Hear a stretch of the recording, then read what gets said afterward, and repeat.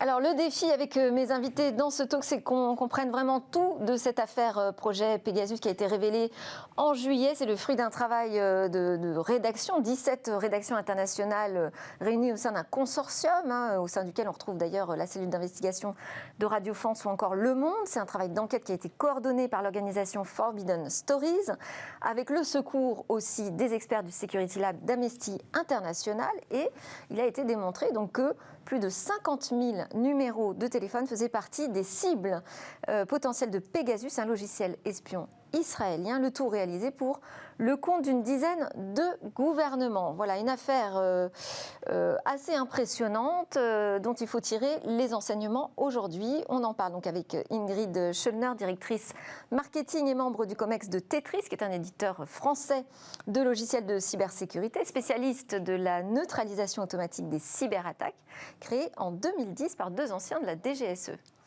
Et Ivan Kwiatkowski, que vous avez déjà vu dans Smartech, chercheur en cybersécurité chez Kaspersky, qui là est une société de cybersécurité et de protection de la vie privée numérique fondée en 1997 à Moscou par le célèbre Eugène Kaspersky. Je vais vous poser une question déjà à tous les deux. Tiens, est-ce que, selon vous, c'est vraiment l'affaire la plus importante après les révélations de Snowden et donc des écoutes mondialisées par la NSA ? La plus importante, je ne sais pas. Ingrid Schöllner. Par contre, je pense que c'est la première fois que ce logiciel serait dévié de son usage prévu et utilisé à des fins d'espionnage contre des personnes comme des journalistes et des organisations non gouvernementales. Donc finalement, la plus importante en volume, je ne sais pas, mais d'un point de vue stratégique ou politique, je pense. Oui, j'aurais tendance à être d'accord avec cette analyse. Effectivement, quantifier quelle est la révélation la plus importante ces dernières années, c'est pas toujours facile, mais avec l'affaire NSO, pour moi, on a quand même franchi un palier dans la démocratisation. Donc NSO, c'est le nom de l'éditeur. Oui, pardon, NSO Group, qui est le créateur de ce logiciel Pegasus. Il y a vraiment une démocratisation de ces outils d'attaque qui, à une époque, étaient vraiment l'apanage de gouvernements, c'est-à-dire de puissances souveraines, et qui tombent peu à peu en fait, dans des sociétés privées qui, elles, revendent ces capacités au plus offrant, quelque part. Et donc, on a vraiment cette progression des outils d'attaque qui sont de plus en plus démocratisés et donc accessibles à de plus en plus d'acteurs. Et ça, à mes yeux, c'est très problématique. Qu'est-ce qu'on sait justement de cet éditeur NSO alors moi, j'ai noté qu'ils ont été créés en 2011. Ce n'est pas des petits jeunes qui viennent d'arriver sur le marché, quand même. Entreprise israélienne, je le disais, donc qui vend un outil quand même décisif, a priori uniquement dédié à la lutte contre le terrorisme et le banditisme. Et là, les révélations des journalistes nous disent que finalement, ça ne représente qu'une infime partie de leur business, cette lutte contre le banditisme. Qu'est-ce qu'on en sait ? Est-ce que vous connaissez, vous, NSO ? Alors, on connaissait NSO depuis plusieurs années dans le milieu de la cybersécurité parce qu'ils ont toujours eu un business qui était de vendre des vulnérabilités logicielles, de vendre une manière... En fait, ils vendent une capacité. C'est-à-dire, si jamais vous êtes client de NSO, vous avez le pouvoir de pénétrer n'importe quel iPhone partout dans le monde à distance. Et c'est ça, vraiment, la capacité qu'ils vendent. Alors, ensuite... Ils ne sont pas en mesure de dire, alors si on les croit, contre qui cette capacité est utilisée. Donc l'intérêt de ces révélations qui ont été faites par le consortium Forbidden Stories et Amnesty International, c'est qu'ils ont eu accès à une liste de numéros de téléphone qui étaient susceptibles d'avoir été attaqués par les utilisateurs de NSO. C'est-à-dire qu'ils ne sont pas forcément tous été ciblés, mais ils étaient dans une liste où potentiellement il pouvait y avoir une attaque ultérieurement. Et dans cette liste, on trouve des organisations non gouvernementales, des journalistes, bien sûr des présidents de la République, des avocats, voilà, donc toute une population qui, a priori, on pourrait suspecter qu'elle n'a rien à voir avec la lutte contre le terrorisme. Voilà. Et donc constater l'étendue de ce ciblage, c'était quelque chose qui était jusqu'à présent inconnu, même si on le suspectait, et qui est clairement extrêmement préoccupant. Alors, ce n'est pas juste un outil d'écoute téléphonique. Si on devait décrire comment fonctionne ce logiciel, Ingrid Schöllner. Alors, il fonctionne de façon extrêmement élaborée. Le point principal est quand même les capacités, on en parlait, de recherche de la société NSO pour trouver des failles critiques dans les téléphones, pour réussir finalement à trouver la porte d'entrée sur les téléphones. Et là-dessus, effectivement, on les connaît depuis plusieurs années, mais alors l'événement de cet été, en quelque sorte, c'est d'avoir encore une fois réussi à aller un petit peu plus loin dans les failles. À chaque fois que Apple patch, NSO cherche de nouvelles failles. Et donc le principe est vraiment de, à chaque fois, chercher de nouvelles failles pour réussir à vendre leurs produits. C'est ce qu'on appelle les failles zero day, c'est-à-dire qui n'ont pas encore été détectées. Exactement, qui n'ont pas encore été patchées aussi par l'éditeur, par Apple en l'occurrence. Et ce qui fait que cet outil peut s'installer sur un téléphone sans aucune action volontaire de l'utilisateur. Voilà. Pas de clic, pas d'erreur en fait de l'utilisateur. Ça, c'est le côté le plus fourbe, je pense, de tout ce dossier, et le côté aussi le plus actuel. Il me semble que c'est là vraiment sorti cette année l'utilisation de zéro clic par Pegasus. Et effectivement, l'utilisation zéro clic fait que finalement, si vous êtes sur une liste, de fait, vous êtes non seulement cible, mais aussi victime, puisque vous n'avez rien à faire pour faire la boulette. Vous n'avez même pas d'action à faire pour être victime. Vous êtes victime dès que vous êtes sur la liste et que ça s'installe sur votre téléphone. Yvan Katowski, vous étiez venu dans Smart Tech, je me rappelle, vous avez parlé de l'importance des failles zero day qui s'échangeaient désormais sur le dark web à des prix qui devenaient abordables. Il ne faut quand même pas être n'importe qui pour trouver des failles zero day sur iOS ou Android. Pour en trouver, ça reste quand même difficile. Pour en trouver, dans le sens de les découvrir, pour les acheter. J'imagine que chez NSO, ils sont plutôt dans l'optique de la découverte. Effectivement, mais ces découvertes, elles peuvent être faites par des chercheurs indépendants éventuellement. C'est-à-dire qu'il y a des gens très talentueux qui sont capables de trouver ces failles et puis ensuite qui les revendent à des revendeurs de vulnérabilité qui font en fait l'intermédiaire entre des États, entre des sociétés comme NSO et puis ces découvreurs. NSO, ils ont des équipes aussi en interne dont le seul but, je ne sais pas combien, ils ont sûrement des centaines de chercheurs, leur travail au quotidien, c'est d'analyser les systèmes d'exploitation iOS, Android et de découvrir des failles dedans. Et ensuite, ces failles, quand elles sont revendues, alors ça peut être individuellement à des États à travers certains prestataires, mais pour NSO, c'est fait, ils vendent tout le package qui est la faille, l'outil d'intrusion, les serveurs qui permettent d'envoyer la vulnérabilité vers le téléphone. Et ça, est-ce que c'est accessible à tout le monde ? En fait, c'est une capacité qui coûte seulement quelques millions de dollars. Ça peut paraître beaucoup, en fait, parce que moi, je ne les possède pas à titre personnel, mais pour n'importe quel pays du monde, voire même pour certaines grandes entreprises, fondamentalement, ce n'est pas une somme qui est insurmontable. Et pour l'utilisateur, donc il n'a aucune action. Est-ce que c'est totalement invisible ou est-ce qu'il y a un moyen quand même de détecter qu'un logiciel est venu s'installer sur son téléphone ? Pour moi, pour l'utilisateur, c'était invisible. Pour l'utilisateur normal, on va dire, sauf à ce qu'il soit extrêmement proche de sa DSI et qu'il confie régulièrement son téléphone à une DSI. Bon, c'est rarement le cas. Non, même en fait, c'est extrêmement difficile, même pour un utilisateur expert, de voir que sur son téléphone, il y a eu ce type de logiciel qui a été installé, parce que sur les téléphones modernes, on n'a pas vraiment de capacité d'investigation. C'est-à-dire vous achetez un iPhone ou un téléphone Android, mais surtout avec les iPhones, vous ne pouvez pas vraiment aller fouiller dedans pour voir ce qu'il y a dessus, voir quels sont les processus qui tournent, parce que Apple est responsable de la sécurité de votre appareil et donc considère que vous n'avez pas à aller fouiller dedans de la manière qu'un attaquant ne doit pas être capable d'aller fouiller dedans non plus. Et donc vous pouvez qui est aussi une protection, parce que ça créerait des failles de laisser l'utilisateur aller fouiller dans le système. Alors, on pourrait avoir le droit d'inspecter sans forcément être capable de modifier, mais en fait, les murs du jardin sont très très hauts et personne ne peut les franchir, sauf les gens qui trouvent ces failles qui coûtent très très cher. Donc, si moi, sur mon téléphone, j'avais ce type de logiciel espion qui tournait, je pense que je ne serais pas en mesure d'aller mener les investigations. Même vous, Yvan Katowski ? Voilà. Il y a quelques acteurs du coup qui sont capables dans le monde de détecter l'attaque, mais en réalité c'est presque, c'est pas trop tard, mais c'est tout de suite, juste après l'attaque. On en fait partie chez Tetris. Il y a quelques éditeurs mondiaux aussi, il y a Counter-Strike et Lookout par exemple. L'idée est de savoir, d'analyser ce qu'il se passe sur le téléphone et les points principaux qu'on peut détecter, c'est les flux sortants par exemple. Oui. C'est-à-dire que il y a des flux sortants du téléphone quand il y a de l'espionnage qui sont quand même réguliers et qui ne vont pas tout à fait vers les adresses qui sont prévues. Parce que alors, ce qui est aspiré, donc je disais, ce n'est pas juste des écoutes téléphoniques, c'est vraiment l'ensemble des datas qui sont dans le téléphone, mais aussi qui transitent lors des échanges sur des messageries, par exemple. Ça, c'est un point très important. C'est-à-dire quand on pense à surveillance téléphonique, on pense vraiment aux appels, aux données vocales. Mais en pratique, quand l'attaquant est sur notre téléphone, il a accès à tout ce qui est sur le téléphone. Ça peut être les SMS en transit, mais aussi les SMS que vous avez reçus depuis toute l'histoire de votre téléphone. Ça peut être vos contacts. En tant que journaliste, vous avez peut-être des sources. Ces sources-là, on n'a pas forcément envie que leur identité soit divulguée, mais s'ils sont dans votre carnet d'adresse, forcément, l'attaquant qui est sur le téléphone y a accès. Si jamais vous avez le numéro de votre oncologue dans votre répertoire, potentiellement, ça dit des choses sur vous aussi. Et donc, c'est pas... Les données qui sont importantes, c'est pas seulement les données vocales, c'est même pas seulement vos SMS, c'est aussi toutes les métadonnées, tout ce qui se trouve autour et qui révèle énormément de choses sur vous. Le vrai moyen peut-être pour ces personnes qui sont ciblées, c'est de compartimenter les usages. Et c'est triste, hein, mais d'avoir un téléphone sur lequel on ne fait pas grand-chose. On n'utilise pas les grandes applications grand public, WhatsApp, etc., etc. Mais au moins, on compartimente ces usages. Et quand on a des informations, comme on dirait, extrêmement sensibles, on utilise un téléphone qui ne sert qu'à ça ou qui ne sert qu'à recevoir éventuellement, et encore un autre pour envoyer.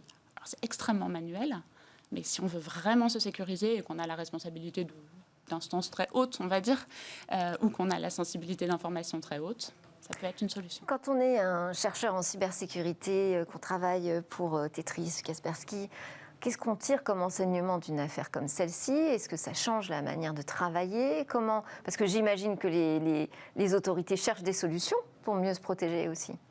Ah, tout à fait. Moi, à titre personnel, je trouve que c'est terrifiant, ce genre de révélation, parce que on arrive dans un monde où j'ai l'impression que pour être en sécurité, il faudrait qu'on laisse tomber le téléphone et puis qu'on en arrive à faire sans. Alors, sans aller jusque-là, peut-être qu'on peut revenir sur ce qu'ils appellent les dumb phones, avoir les vieux Nokia qui servent que à téléphoner, que à appeler, et puis faire le reste sur ordinateur, c'est possible.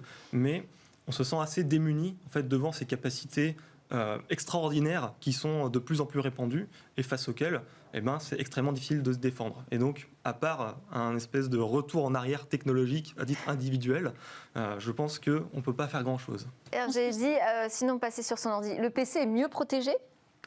Le modèle de risque du PC, il est un petit peu différent. C'est-à-dire que Parce qu'on peut trouver des failles 0-day aussi sur son système d'exploitation on peut, mais fixe. Les PC sont un peu plus protégés d'une certaine manière, dans le sens où si jamais j'ai votre numéro de téléphone, je peux vous appeler tout le temps. Si jamais vous avez mon adresse IP, vous ne pouvez pas forcément vous connecter à mon ordinateur, parce que en termes de réseau, chez moi, j'ai une Livebox ou une Freebox qui fait quelque part un peu rempart devant ce type d'attaque. Et donc, c'est plus dur pour un attaquant d'aller toucher mon ordinateur directement qu'un téléphone qui lui en fait est toujours connecté au réseau et toujours accessible tout le temps.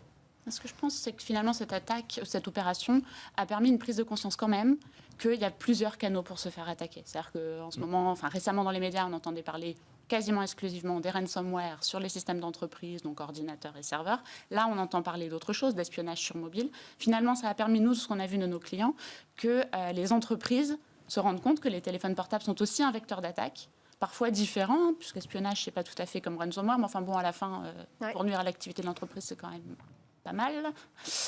Et voilà, donc finalement pour nous, en tout cas, ça a permis une prise de conscience du fait que les systèmes informatiques des entreprises sont tous interconnectés.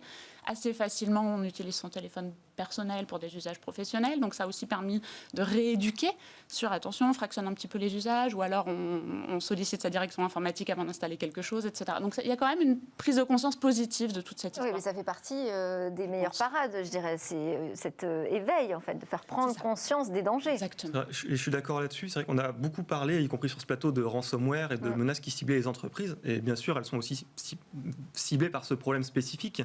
Mais ce qui est intéressant avec ces révélations du groupe NSO, c'est de montrer que la société civile, elle aussi, elle est concernée par ces problématiques de cybersécurité. Que vous, comme moi, potentiellement, un jour, on pourrait tomber dans le collimateur d'un État ou alors d'une organisation qui aurait ces capacités et se retrouver espionné aussi. Et donc, ça rappelle que la cybersécurité, c'est un problème qui concerne tout le monde et pas seulement les grands groupes, pas seulement les entreprises. Quelles solutions alors on peut apporter? Quelles sont les bonnes pratiques pour le citoyen lambda, justement? En un, mettre à jour ses téléphones. Mettre à jour ses systèmes d'exploitation. On a eu, suite à l'affaire Pegasus... Parce qu'elles sont corrigées quand même rapidement, ces failles 0-day? Dès qu'elles sont découvertes. Ça peut prendre combien de temps? Plusieurs semaines. Plusieurs mois. Il y a des cas où les 0-day persistaient pendant des années. Tant qu'ils ne sont pas utilisés ou tant qu'ils ne sont pas découverts, fondamentalement, on ne peut pas vraiment les corriger. Et alors, question totalement naïve, mais alors, une fois qu'une faille est corrigée, je mets à jour mon système d'exploitation, est-ce que ça veut dire que ça va avoir chassé le logiciel espion? Ça nettoie rien. Ça permet juste d'éviter que la porte, celle-là, soit encore ouverte. Donc, si le mal est fait, c'est trop tard, même après une mise à jour. Si le mal est fait, là, donc Amnesty International a... Parce que quand on clique sur la mise à jour, on dit ça répare, ça corrige des failles et tout ça, donc on a l'impression qu'on va se retrouver à l'abri, mais en fait... ça ferme la porte, mais si le méchant est dedans, si le voleur est dans la maison, vous fermez la porte, mais il a le temps de faire ses sacs en quelque sorte. C'est un peu la même. C'est ça. Vous êtes d'accord, Yvan? Je suis complètement d'accord. Mais Amnesty a publié certains outils informatiques qui sont actuellement un peu difficiles à utiliser, mais qui permettent de vérifier sur le téléphone si jamais il n'y aurait pas des traces de compromission qui seraient liées à Pegasus, mais aussi potentiellement à d'autres logiciels. Et donc, si jamais vous avez quelqu'un qui se connaît un peu en informatique et que vous suspectez que vous pourriez avoir fait l'objet de ce type de surveillance téléphonique, ça vaut la peine d'essayer de faire ces tests-là. On a aussi un projet open source chez Kaspersky qui permet d'analyser les flux sortant d'un téléphone et puis de regarder si ça ne ressemble pas à quelque chose de malveillant. Voilà, et ça, c'est gratuit, donc éventuellement, ça peut mériter... Ça peut être un premier signal d'alerte. Mais donc ensuite, si le mal est fait, il n'y a qu'une chose à faire, c'est jeter son téléphone, changer de numéro? Pas nécessairement, on a des opérations de... Enfin, chez Tetris, on a lancé des opérations de nettoyage a posteriori. C'est laborieux par contre, ça demande des équipes pointues. Bon, on les a mis en œuvre. C'est plus simple de changer de numéro. C'est moins cher aussi. Après, par moment, c'est difficile pour certaines personnes de changer de numéro, changer de device, changer d'appareil, etc. Mais effectivement, pareil, si jamais ça peut aider, on a mis chez Tetris en place un MTD, donc une application qui permet de savoir si vous avez été touché gratuitement sur Apple. Bon, elle est en ligne depuis des mois, mais effectivement, on a eu un pic de téléchargement sur le mois de juillet et depuis. Voilà, c'est gratuit, Tetris MTD sur Apple. Ça permet au moins de savoir si le téléphone est propre. Deux outils gratuits qui permettent de vérifier si tout se passe correctement sur son téléphone. Déjà ça. Est-ce qu'on peut revenir sur la technique de Pegasus, en fait? Est-ce qu'on sait véritablement comment travaille NSO? Alors, comment il travaille à quel niveau? C'est-à-dire au niveau de la recherche? Techniquement, c'est-à-dire le déroulement d'une attaque. Oui. Alors, la manière dont ça fonctionne, c'est qu'ils ont trouvé des vulnérabilités dans certains composants logiciels. Par exemple, si on prend le cas d'Apple, il me semble que la vulnérabilité était dans iMessage, donc l'application pour recevoir des messages. Et ils trouvent une faille dedans qui est liée à la manière dont les messages reçus sont traités par le système d'exploitation. Il y a un bug qui fait que quand on reçoit un message qui est formaté de telle manière, les détails, peu importe, le système a une erreur et ensuite il effectue une action qu'il ne devrait pas effectuer. Et donc, le scénario, c'est vous recevez un SMS et votre téléphone, la vulnérabilité est déclenchée et au lieu de vous afficher un SMS, il va installer une application. Voilà. Ou alors, il va se connecter sur Internet, télécharger un package et puis l'installer. Et à aucun moment, vous aurez... Donc, il y a quand même une phase de téléchargement qui n'est pas liée à un clic, mais qui est liée quand même à une action sur mon téléphone, à la réception d'un message. Mais elle est invisible. Elle est invisible parce que... Mais ce message, il vient bien de quelqu'un. Bien sûr, mais... Oui, vous allez voir 06, message entrant. Et vous n'allez pas l'ouvrir parce que vous ne connaissez pas la personne, mais c'est fait. Non, vous ne le lirez même pas. C'est-à-dire, il atteint pas votre boîte de réception, c'est-à-dire il est reçu, le téléphone le traite, et comme il y a un bug, le bug ensuite conduit à l'installation d'un logiciel, mais en fait, il n'arrive pas jusqu'à votre boîte de réception, il s'arrête avant, et donc il n'y a rien à voir. Vous ne pouvez pas regarder votre répertoire ou dans votre boîte de réception et regarder s'il n'y aurait pas un message qui était suspect. Il n'existe pas.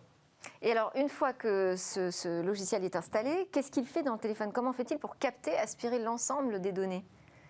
Eh bien, à partir du moment où le logiciel il est sur votre téléphone, en fait, il a accès à toutes les données de votre téléphone. C'est-à-dire c'est comme un programme qui est en train de tourner. Si jamais vous avez un ordinateur, c'est le même fonctionnement. Si vous avez un ordinateur, vous avez une application. Oui, mais chaque application est séparée. Enfin, et parfois même, on fait attention, on leur demande de ne pas surveiller, de ne pas suivre. C'est une bonne remarque. Et en fait, la complexité de la recherche de ces failles logicielles, elle est qu'il n'y en a pas une seule, qui serait la faille iMessage qui permet de rentrer, mais aussi une faille dans Blastdoor, qui est le compartimenteur de Apple, c'est-à-dire le composant de sécurité qui permet d'empêcher qu'une application accède aux données des autres applications, etc. Et donc, vous avez une chaîne qui est composée de 2, 3, peut-être 4 vulnérabilités, qui permet d'accéder au téléphone, puis ensuite d'élever ses privilèges sur le téléphone et d'accéder à toutes les données. C'est la prise de contrôle et export des data. Finalement, ce qu'il faut retenir, effectivement, c'est que l'attaque vise à prendre le contrôle de votre appareil. Donc, c'est lié quand même à plusieurs failles qui sont exploitées. Voilà. Et plusieurs millions d'euros de coûts quand même. Et ça permet d'attaquer massivement autant de smartphones qu'on le souhaite. Et alors, massivement, c'est pas exactement le terme, c'est-à-dire que... Parce que finalement, là, on parle de 50 000. Ouais. Pourquoi pas 50 millions, je veux dire? Quel est le frein, la limite? Alors, la limite, c'est ces vulnérabilités qui coûtent cher. C'est-à-dire que si jamais vous attaquez 50 millions de personnes en même temps, il y en a bien une quelque part qui va voir quelque chose. Voilà. Parce que dans les 50 millions, il y aura peut-être un chercheur en cybersécurité, il y aura peut-être quelqu'un qui a une équipe de sécurité qui surveille son téléphone, des choses comme ça. Et donc, si jamais il n'y a pas de ciblage, si jamais vous ciblez toute une population, les chances que la faille soit découverte, elles augmentent proportionnellement au nombre de victimes. Et donc c'est pour ça qu'il y a quand même cette obligation de cibler un peu, c'est que si jamais vous voulez que les zero day ils persistent dans le temps, vous êtes obligé de faire un petit peu attention avec. Voilà, c'est le seul frein à ce que l'ensemble de la planète se fasse pirater en même temps. C'est finalement du luxe de la cyberattaque, c'est malheureux, mais c'est un peu ça. Il faut faire de la pointe, il faut faire du ciblage pour éviter de tomber, comme le disait Yvan, sur des personnes qui seraient trop informées et qui auraient pu détecter la chose. Et après, de l'exploiter ou non, la faille, ça coûte le même prix Bon, là encore, question naïve, hein, on a vu qu'il y avait 50 000 téléphones ciblés, pas forcément tous attaqués. Pourquoi ? Alors, c'est une bonne question. Ça coûte le même prix, c'est-à-dire que ce qui est acheté, qui coûte quelques millions d'euros, c'est la capacité. La capacité, c'est pouvoir rentrer sur n'importe quel téléphone, n'importe quand. Ouais. Voilà. Et après, vous en choisissez un, vous en choisissez 50 000, c'est pareil. Voilà, ça change rien. Vraiment, le seul critère, c'est si jamais vous attaquez trop de téléphones, un jour, potentiellement, il y en a un d'entre eux. Après, il faut avoir la capacité du traitement de la donnée qui est Bien sûr. récupérée. Après, il faut avoir les analystes, il faut avoir les gens qui peuvent... C'est pour ça que derrière, on retrouve des gouvernements, hein, pas des particuliers. Ça ne concerne pas tout le monde. Ça a permis une sensibilisation de beaucoup de monde. Et en ça, je répète, je trouve ça super chouette. Enfin, en quelque sorte, c'est malheureux, mais super chouette, c'est un grand mot. Mais ça a permis de sensibiliser les entreprises, de sensibiliser les particuliers au risque de l'espionnage, au risque des cyberattaques un peu plus. Mais Pegasus en soi, le sujet dont on parle depuis cet été, n'a touché précisément que, entre guillemets, 50 000 personnes. Ouais. J'apporte juste une petite nuance là-dessus, qui est que c'est quand même grave dans la mesure où il y a des gens qui ont été espionnés par Pegasus et ensuite qui ont été arrêtés et ou tués. Ouais. Voilà. Donc on parle quand même de gouvernements non démocratiques qui ont utilisé cette capacité. Il y a eu des rumeurs. Il y a des tensions aujourd'hui très fortes entre l'Algérie et le Maroc. Voilà, aussi. il y a eu les cartels mexicains qui ont eu accès au logiciel à une époque, qui ont se servi pour aller retrouver des gens qui recherchaient et puis les assassiner. Donc c'est quand même quelque chose d'assez grave. C'est-à-dire que là, on a un génie technologique qui devient une arme de puissance nucléaire aux mains des mauvaises personnes. Et le génie est sorti de sa bouteille. Et donc, on est impuissant face à ces attaques zéro day aujourd'hui ? Alors, parce que c'est un peu ce que dit l'agence de sécurité allemande. On a dit que c'est très difficile d'envisager des mesures de prévention. C'est vrai. Voilà. À titre individuel, on est assez démunis. Donc, à part revenir sur des téléphones qui n'ont pas en fait les capacités techniques de faire tourner des logiciels. C'est revenir au low-tech, là, si vous me dites. Ouais. Revenir au low-tech, c'est une solution. Essayer d'être extrêmement vigilant sur son propre téléphone et puis avoir des contrôles de sécurité réguliers si jamais vous avez cette capacité, mais qui est un luxe qui n'est pas donné à tout le monde. Et puis, sinon, au niveau étatique, il peut y avoir plus de régulation, plus au niveau international, il y a des solutions certainement. C'est-à-dire que le logiciel Pegasus, qui est fabriqué par une société israélienne, il est ensuite commercialisé à l'étranger avec des autorisations à l'exportation du gouvernement israélien. Potentiellement, il peut y avoir peut-être des discussions au niveau diplomatique sur est-ce que, oui ou non, on autorise la diffusion de ce type de logiciel. Oui, la question se pose, effectivement. Merci beaucoup, Ingrid Zoellner, directrice marketing et membre du COMEX, chez Tetris, et Ivan Kiatowski, chercheur en cybersécurité chez Kaspersky, pour ses éclairages et ses premiers enseignements après les révélations du projet Pegasus. Juste une petite pause avant de reprendre. On continue sur la cybersécurité avec un bilan de l'été cyber catastrophique au quotidien.